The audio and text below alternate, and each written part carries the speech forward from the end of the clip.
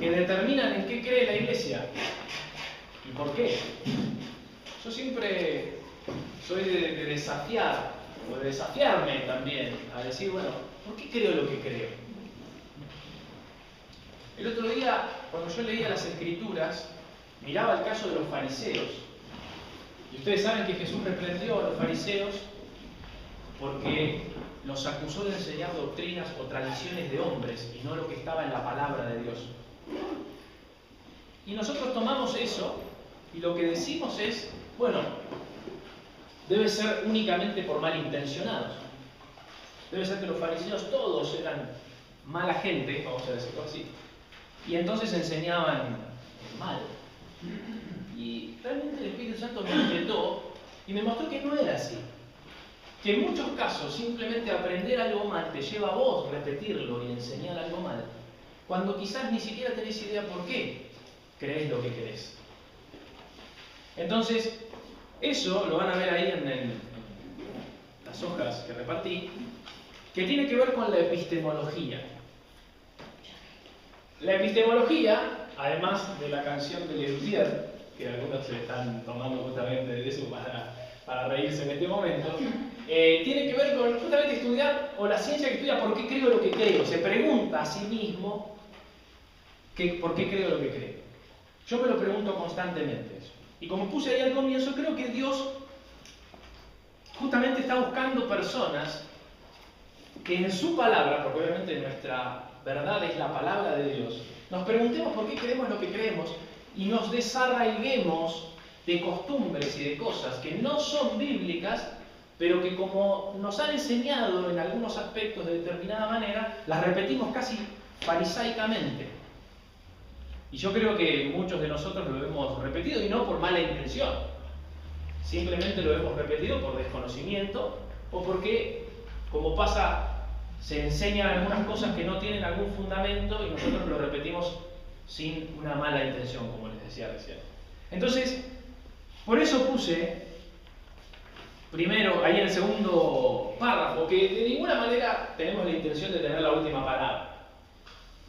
Porque si ustedes pueden ver, inclusive a lo largo de la historia, y acá quiero hacer un paréntesis y les quiero pedir que el miércoles que viene a las 18 horas en este mismo lugar, no se pierdan la parte 2 del estudio bíblico que habla de los últimos tiempos.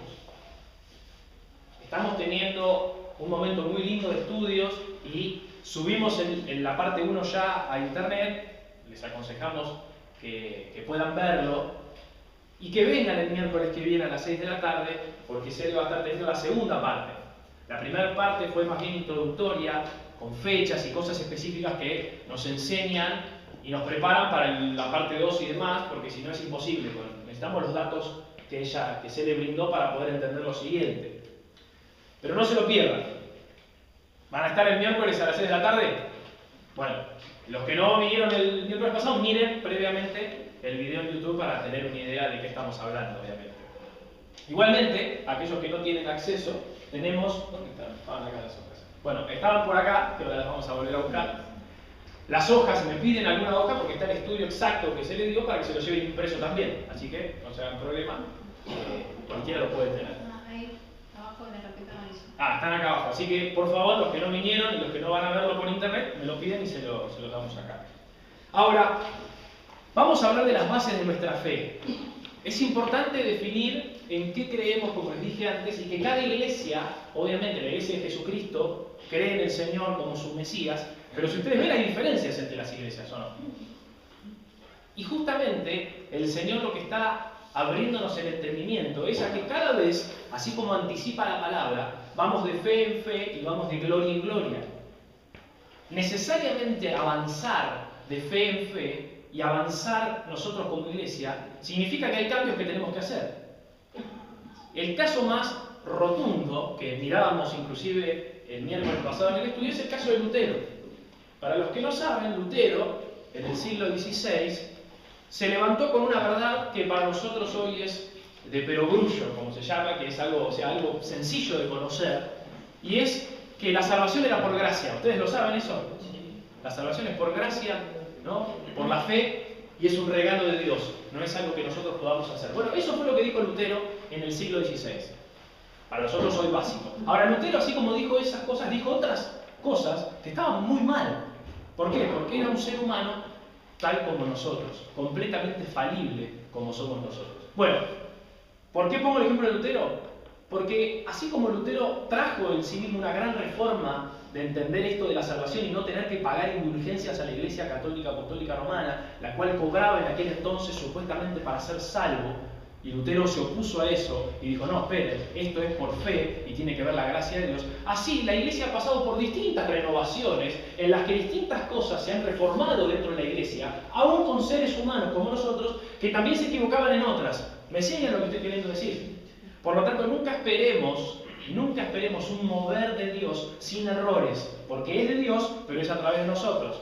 Y como es a través de nosotros, tiene sus errores.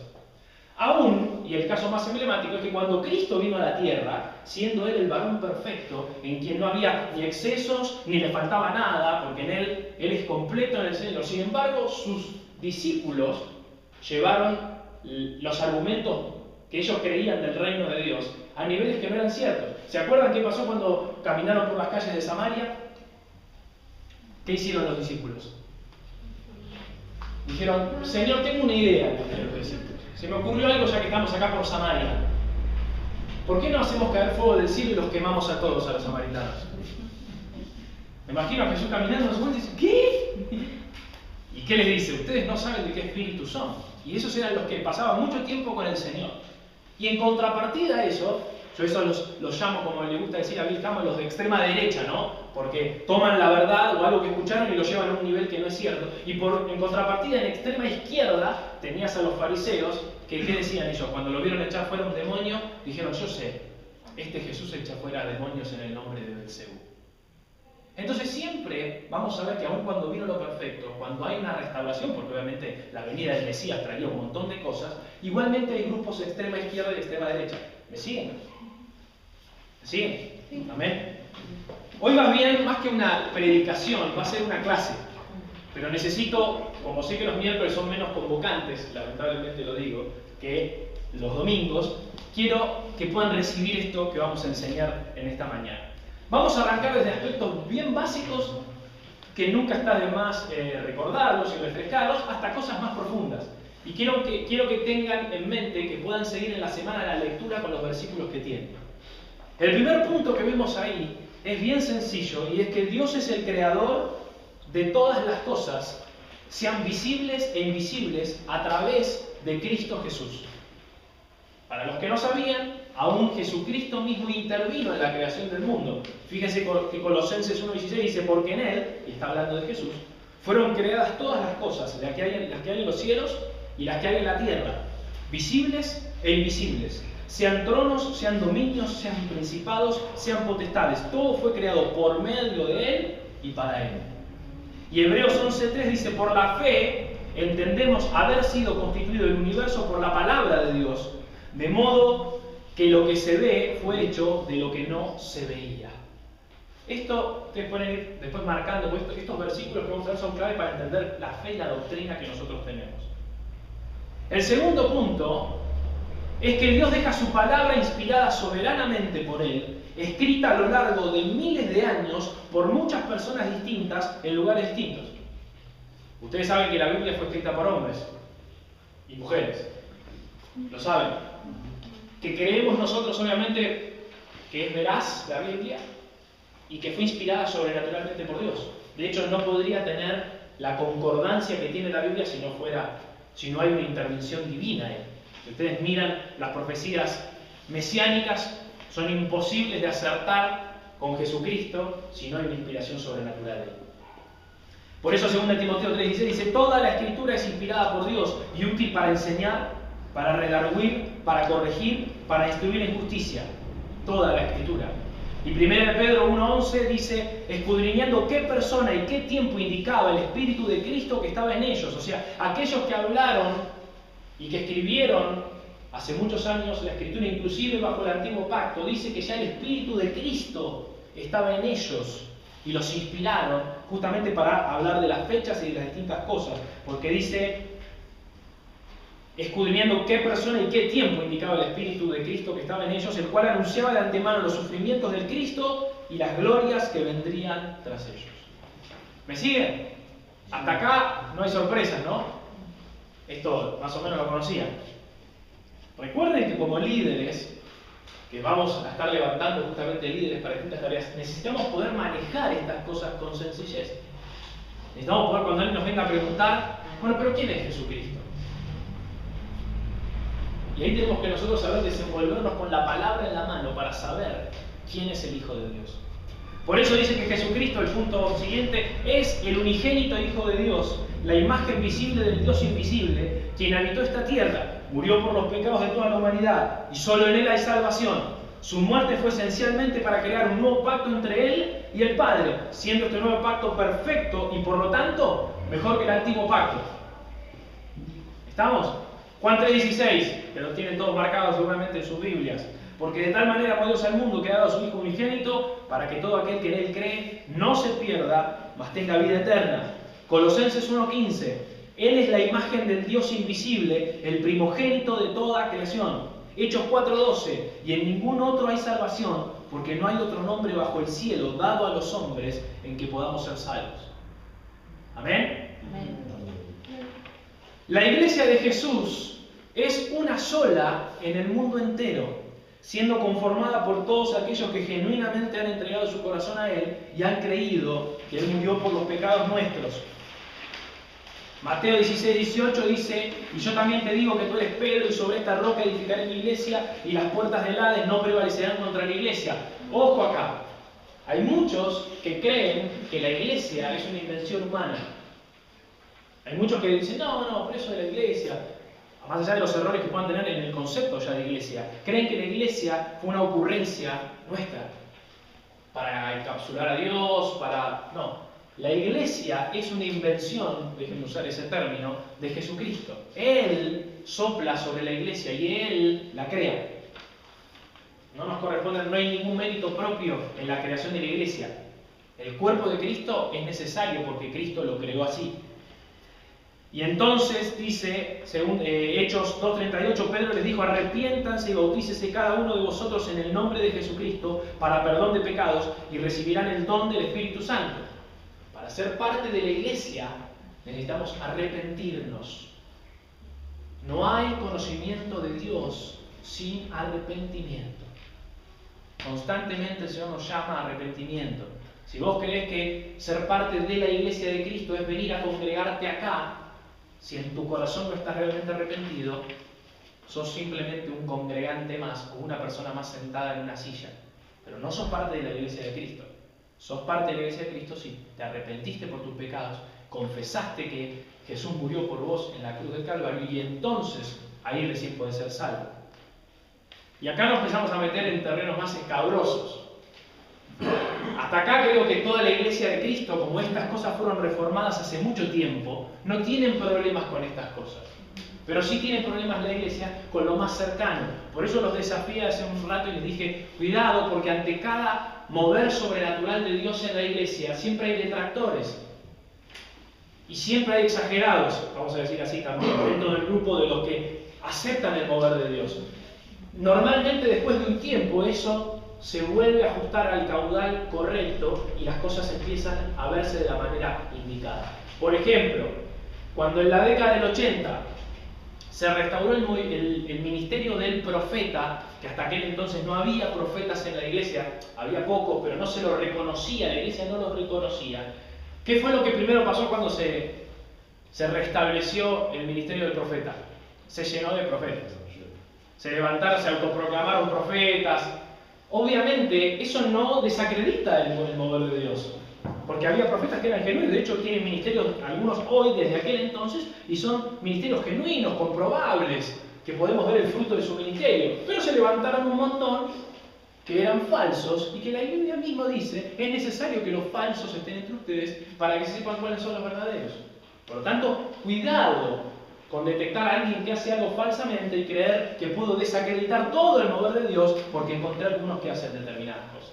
Bueno, entonces en aquel momento, en el 80, se levantaron un montón de profetas, de los cuales muchos han caído y demás porque esos no eran genuinos, y otros quedaron. Y hoy ya el ministerio profético ha encontrado siempre va a haber falsos, como le dije, pero ha encontrado su caudal correcto, se ha normalizado, ya no es, estos excesos ya no son tan comunes en el cuerpo de Cristo. Por eso creemos en la vigencia de todos los dones persona, apóstoles, profetas, evangelistas, pastores y maestros. Estos recién cesarán en la segunda venida de Cristo a la tierra, porque habremos llegado a la estatura del varón perfecto que es Cristo. Esto es casi un extracto de Efesios 4:11, que dice: y Él mismo, Dios mismo, constituyó a unos apóstoles, a otros profetas, a otros evangelistas, a otros pastores y maestros. ¿Para qué? A fin de perfeccionar a los santos para la obra del ministerio.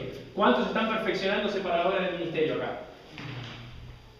Necesitamos de los 5 ministerios. Los 5 ministerios necesitamos que operen, porque todavía estamos siendo perfeccionados. Para la edificación del cuerpo de Cristo, que sigue necesitando de edificación, hasta que todos lleguemos a la unidad de la fe. ¿Se dan una idea, no? Somos enanos. Somos enanitos en Dios, y dice que hay uno, que es el varón perfecto, que es Cristo, que es alto, buen mozo. Como le gustaba decir a mi mamá, cada vez que le buscaba novio a mis hermanas, le decía: es alto, buen mozo. No sé por qué. Bueno, el varón perfecto que es Cristo es alto, ¿no? Y nosotros estamos creciendo, impulsados por estos ministerios que nos ayudan, porque cuando viene el profeta nos edifica de una manera especial. Cuando ha venido inclusive a nuestra congregación la apóstol, ¿se acuerdan? Muchos no estaban, Polo de Nichea, que ella tiene un montón de congregaciones, que ella le brinda cobertura, nos dio de lo suyo y fue algo especial, porque es apóstol. ¿Me siguen? Necesitamos de cada ministerio. Por eso inclusive vamos a tener, podemos decirle, en 2016 la visita, no le gusta que lo llamen, no le digan apóstol Welton, pero va a venir Jonathan Welton, que fue nombrado apóstol recientemente, donde él tiene un ministerio recontra reconocido, donde ha enseñado la palabra por muchos lugares. Y necesitamos que vengan, claro. Ustedes necesitan que no siempre predique yo. Porque si no, yo me encasillo y tengo temas en los que el Señor no me ha hablado de distintas cosas, y necesitan ustedes la intervención de alguien más para que podamos balancear todo lo que escuchamos. En cambio, cuando yo me agarro al púlpito y no quiero que me suelten, ustedes permanecen enanos y yo también. Así que somos un grupo de pigmeos cristianos caminando por la calle. ¿Se entiende? Voy a ser bien gráfico, no sé si se dan cuenta. Dice: hasta que todos lleguemos a la unidad de la fe y del conocimiento del Hijo de Dios, a un varón perfecto, a la medida de la estatura de la plenitud de Cristo. El siguiente punto dice: creemos firmemente que Dios no hace acepción de personas. Amén, ahí un amén. Esto también repercute en la total libertad de la mujer para ejercer cualquier ministerio en la iglesia. Amén. Se escuchaba el coro femenino, obviamente. Bajo el nuevo pacto, la Biblia nos asegura que ya no hay diferencia entre hombre, mujer, nacionalidad, etc. ¿Qué dice Gálatas 3:28? En Cristo ya no hay judío ni griego, no hay esclavo ni libre, no hay varón ni mujer, porque todos son uno en Cristo Jesús. Todos son uno. Si de algo podemos arrepentirnos como iglesia, y hablo históricamente, es de subyugar y pisar a la mujer. ¿No? Le permitíamos, entre comillas digo, le permitíamos trabajar en algún área específica. No, pero acá no, esto de enseñar la palabra vos no. ¿Por qué? ¿A quién vimos hace poco que era apóstola en la Biblia?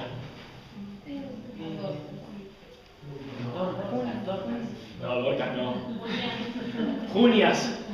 Junias era apóstol. Y sin embargo algunos ¿no?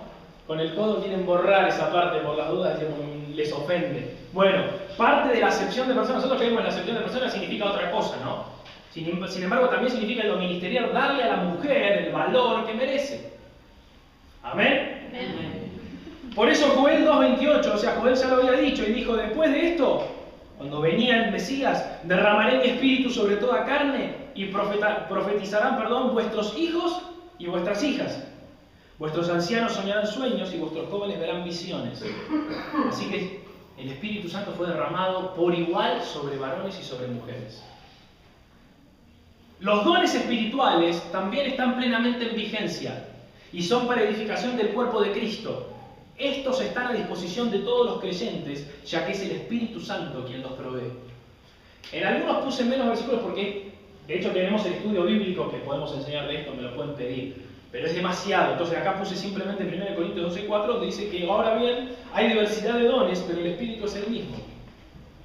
Bien sintético. ¿Para cuántos son los dones espirituales? Para todos son los dones espirituales. Vos recibís al Espíritu Santo cuando te convertís y con Él recibís la facilidad de operar los dones espirituales.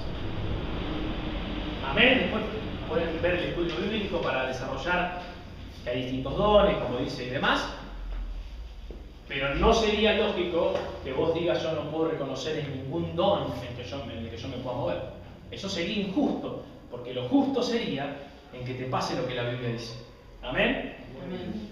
La profecía es esencial entre los dones, ya que la Biblia la ubica como el don que más se debe anhelar y procurar por cada hijo de Dios. En su nivel más simple, todo cristiano tiene la habilidad de profetizar, aunque debe hacerlo con la responsabilidad necesaria, sin ser presuntuoso. Fíjense, 1 Corintios 14:1 dice, sigan el amor, procuren los dones espirituales, sobre todo profetizar.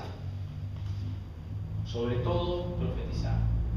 Siempre les digo, el Espíritu Santo es necesariamente profético. Y si ustedes miran la predicación del Evangelio a lo largo del libro de los Hechos, la profecía es común denominador. ¿Por qué hemos quitado nosotros eso de la Biblia? Les puedo dar lo que a mí me enseñaron en el seminario, lo cual no coincido, obviamente, y es que cuando se... irrisorio, ¿no? Cuando se cerró el canon bíblico, se acabaron los dones. ¿Por qué? La pregunta que sigue es ¿y por qué? Y la respuesta es porque sí. ¿Ven por qué les digo que, y, ojo, no es malo el que me lo enseñó? Vuelvo a lo mismo, el mismo ejemplo que puse de los fariseos antes. Se lo enseñaron así y como quizás nunca tuvo contacto con los dones, y debe ser así, ¿no? Viste que a veces lo que uno no experimenta es porque no existe. No, si no, a mí nunca me pasó, debe ser que no debe ser así. Bueno, no es así. Hay mucha gente moviéndose en los dones espirituales y eso es porque están vigentes. Y vos sabés qué podés hacer bien, orar por ellos. Porque procurar los dones, a ver si ahora la última vez que lo pregunté no se lo acordaban tan bien, pero ¿qué significa esa palabra procurar en su original griego?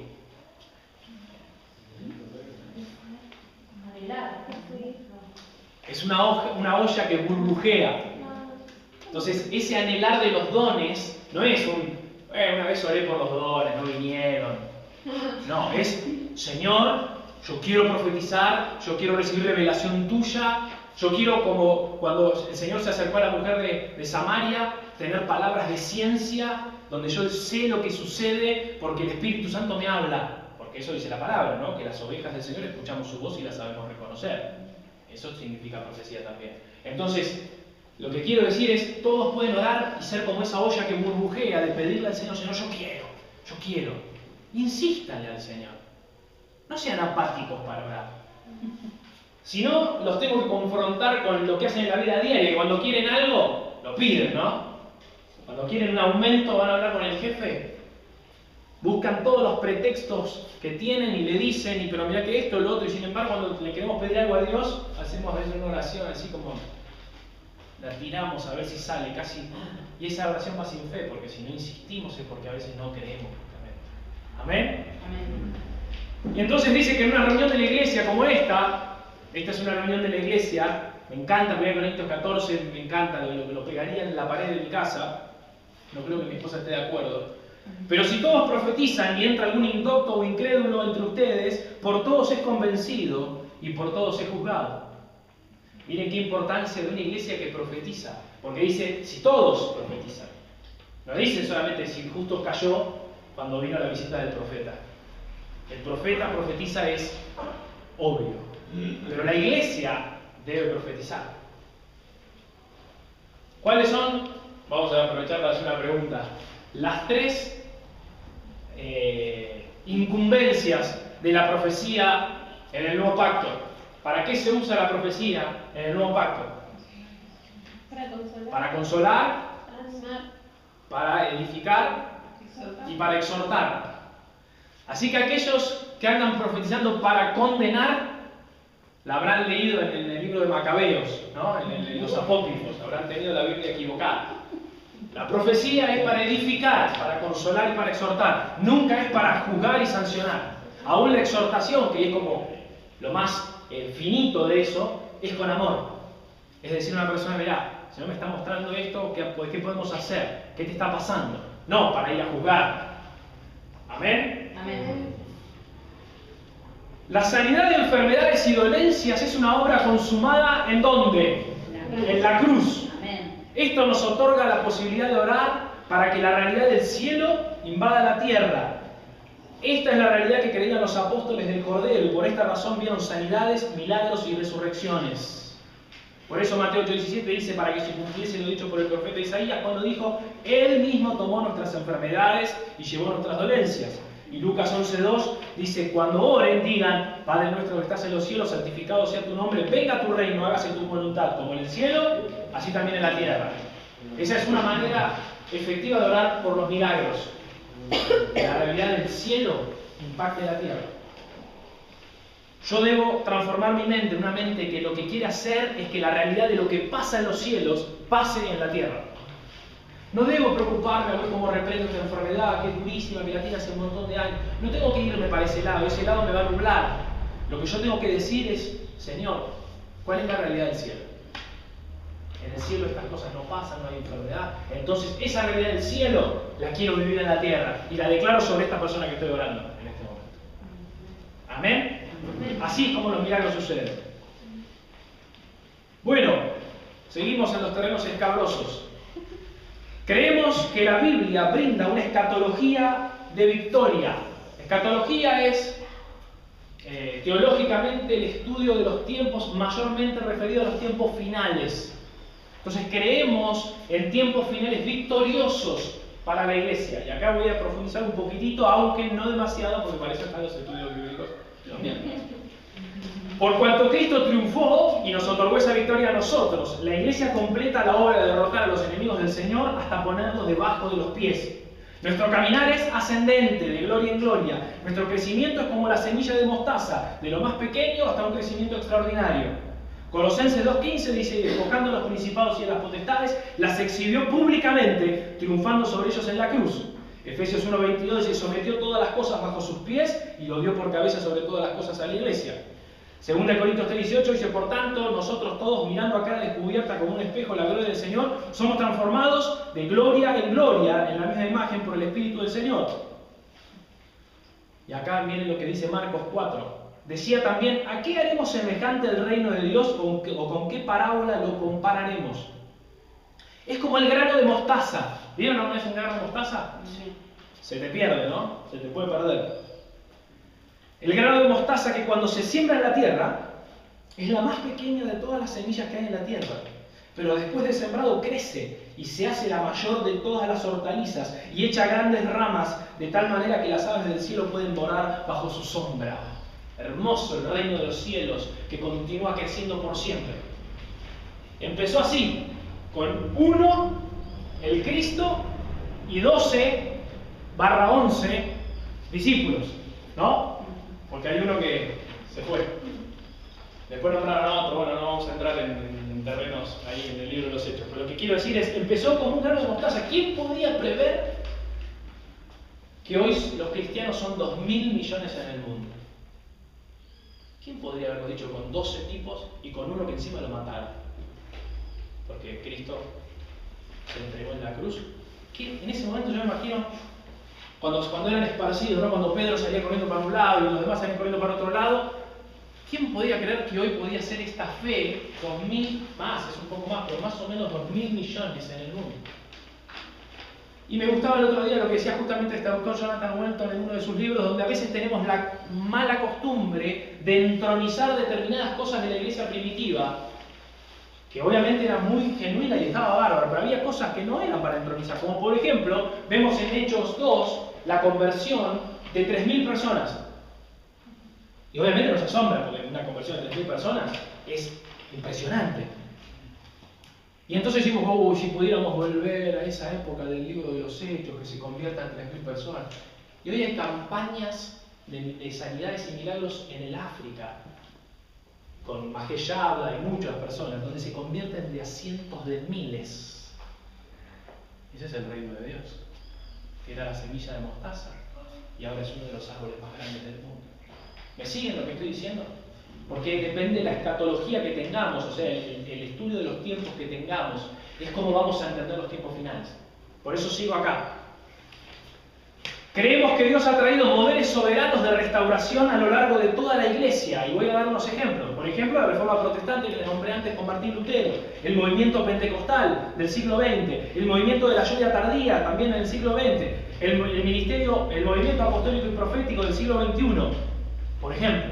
Estos modelos han tenido el objetivo de limpiar a la Iglesia de aquellas doctrinas judaizantes o levíticas concernientes al antiguo pacto. Por eso Pablo principalmente tiene que decirle a los romanos, pues no es judío el que lo es exteriormente, ni es la circuncisión la que se hace exteriormente en la carne. Había que empezar a limpiar de tantas tradiciones que tenían los judíos. El pueblo hebreo tenía muchas tradiciones y no respondían al diseño de Dios. Y después les tiene que decir ya que por las obras de la ley, ningún ser humano será justificado delante de él, porque por medio de la ley es el conocimiento del pecado. Les vuelvo a decir lo que les dije al comienzo, estos moveres de Dios ¿fueron hechos por personas perfectas? ¿Ustedes saben cómo vino acá el mayor movimiento, vamos a decirlo así, o algunos les gusta llamar avivamiento a la Argentina? ¿Ubican a Tommy Hicks? Tommy Hicks vino en la época de Perón, y lo más gracioso eran dos cosas. Una, que no iba a venir él, iba a venir otro evangelista, pero no pudo venir y vino él. Y la segunda es que él nunca había tenido una campaña en realidad. Y vino acá e hizo destrozos, en el buen sentido de la palabra. Se convirtieron un montón, hubo un avivamiento. Todo lo que nos gusta leer en los libros sucedió en aquella época, en la década del 50, con Tommy Hicks. ¿Saben cuál es el problema de Tommy Hicks?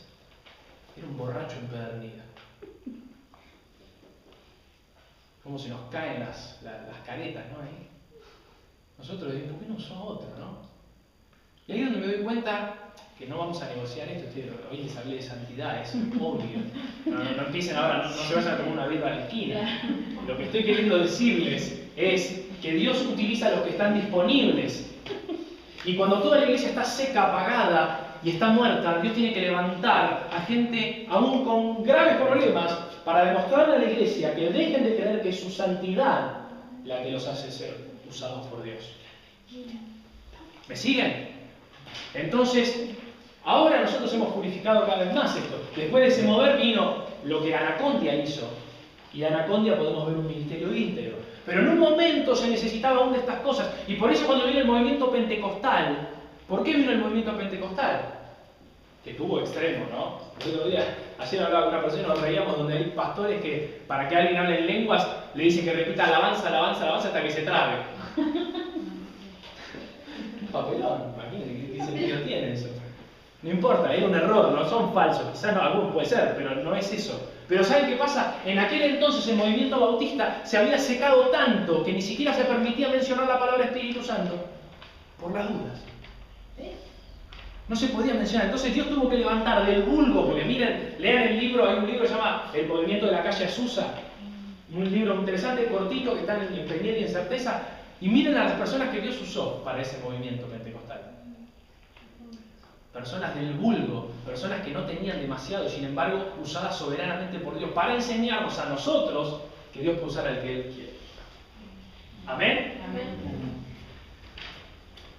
Acá les quiero decir que creemos que actualmente vivimos tiempos de reforma. Esencialmente en cuanto a la escatología de los últimos tiempos o de los tiempos finales. Una errónea interpretación de estos tiempos nos impide el avance genuino y la expansión del reino de Dios en el mundo. Entendemos que la teoría del rapto de la iglesia no es bíblica, siendo una confusa mezcla de creencias sin fundamentos. Sí creemos en una segunda venida de Cristo a la tierra con el fin de buscar a su iglesia. Y acá no profundicé mucho más porque tienen que venir al estudio bíblico. Así que todas las preguntas que ustedes tienen para hacer después de que vieron el remanente, y leyeron las obras de Dejados Atrás, y vieron todo lo que el chip de Obama y el Papa, el Anticristo y todas las cosas que decían por Facebook, no me las vengan a hacer a mí, sino que vengan el miércoles. Si quieren pueden ir media hora antes, hacen fila y le preguntan a Cele todas las cosas que quieran, porque este es el tema que estamos enseñando. Y lo estamos enseñando con la palabra de Dios.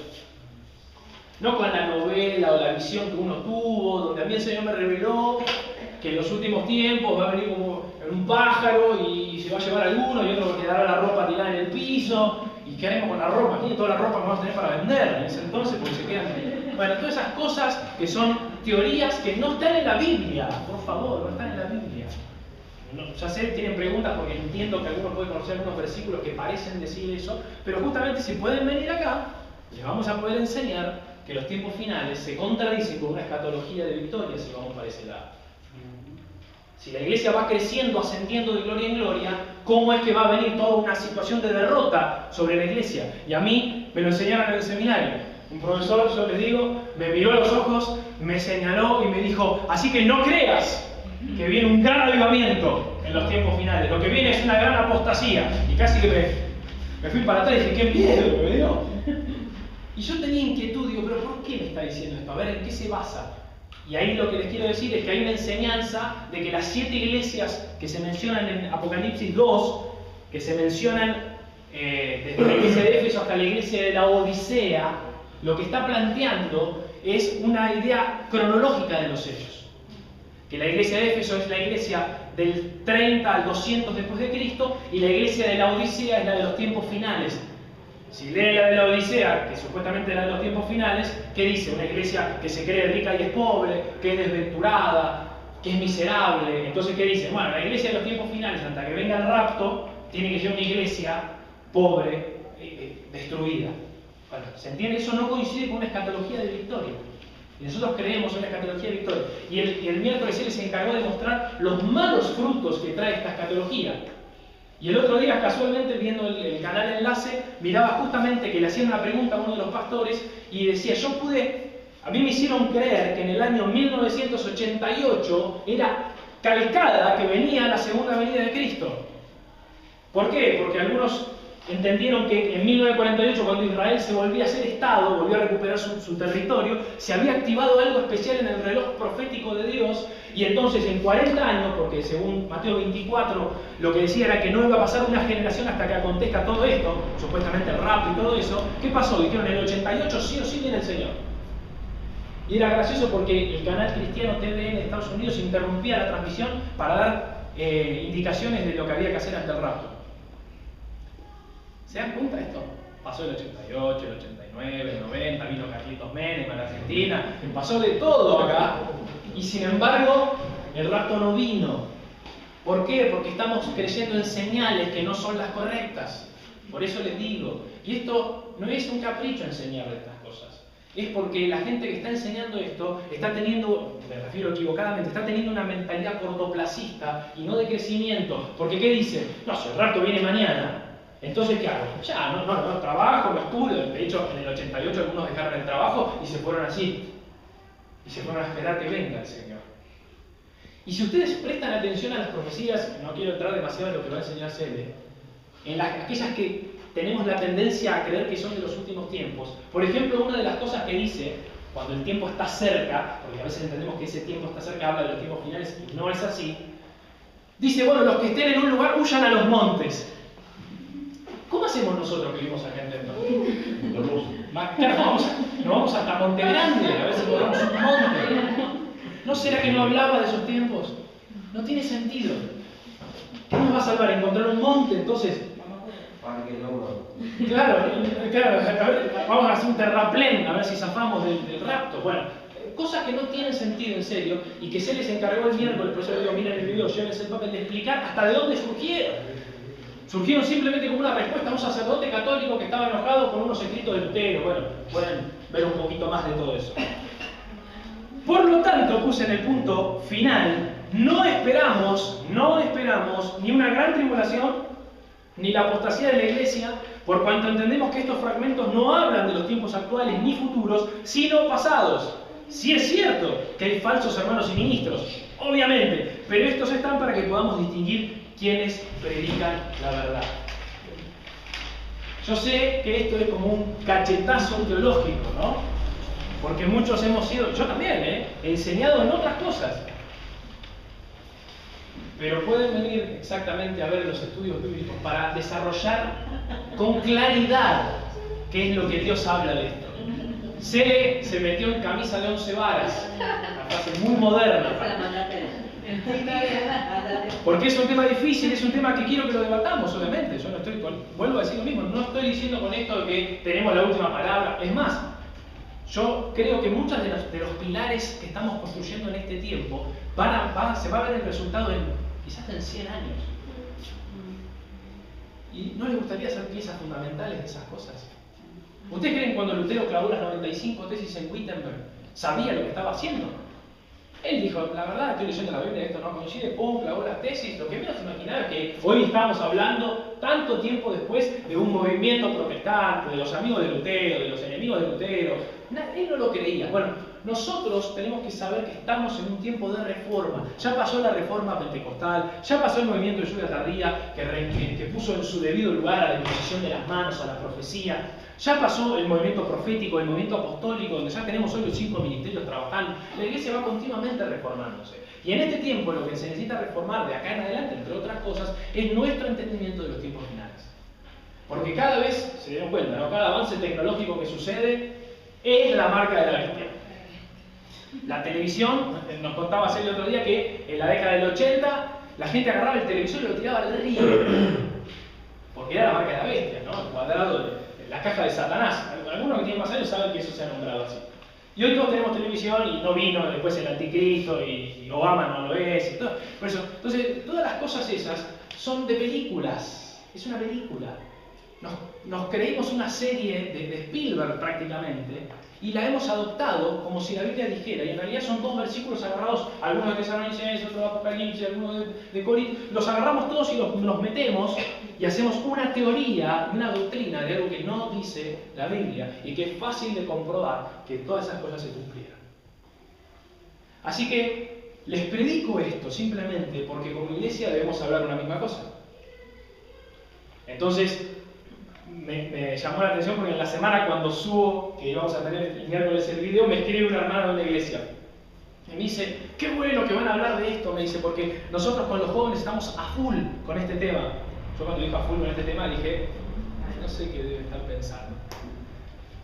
Cuando le mando, le digo, mejor vamos a una cosa, antes de mandarte el escrito, te voy a mandar el libro, Raptureless, o sea, sin rapto, donde Jonathan Welton, que es la persona que les estuve nombrando, desarrolla un poco más esta teoría. Le mando el libro, lo lee, las primeras 4 páginas y me dice, la verdad, me tiró abajo todo lo que yo creía. Y a mí me pasó lo mismo. Empiezo a leer el libro y empiezo a decir, pero claro, esto claro, está clarísimo acá, ¿eh? Y te viene a limpiar. ¿Se acuerdan que dijimos uno de los puntos que la reforma viene a limpiar? Necesitamos limpiarnos, así como necesitamos en el 1500 la iglesia necesitaba limpiarse de determinadas cosas y así sucesivamente, como le dije el movimiento bautista que después se había hecho demasiado rígido. Bueno, ahora necesitamos nosotros limpiarnos de escatología incorrecta. Lo necesitamos. Y necesitamos hablar una misma cosa, porque esa es la escatología de victoria que tenemos. Yo creo firmemente que el reino de Dios es como la semilla de mostaza. Primero lo creo porque lo dijo mi Señor. Y que crece a un nivel exponencial, y aún dice que las aves pueden venir y hacer nido en ese árbol. No creo que el árbol de la semilla se hace árbol y después viene un tiempo donde se seca, es un árbol miserable, apóstata, frío, desventurado y luego viene Cristo.